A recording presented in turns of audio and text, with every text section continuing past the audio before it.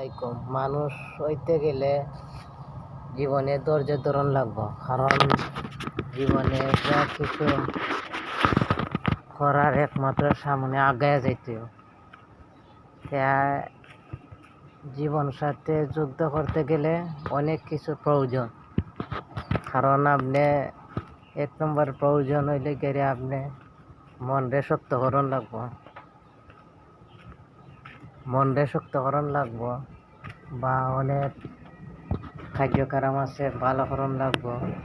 ঠিক আছে, আজকে মনে হয় আপনি যাওয়ার কথা আছে ঢাকা, যাইতারলাম না কারণ তারিখ পাল্টিয়ে গেছে, এইটাই বড় কথা। যাই হোক, আল্লাহ যেন আমার আশা পুরায়, ভালো থাকে। ঠিক আছে না এই বে, ঠিক আছে আচ্ছা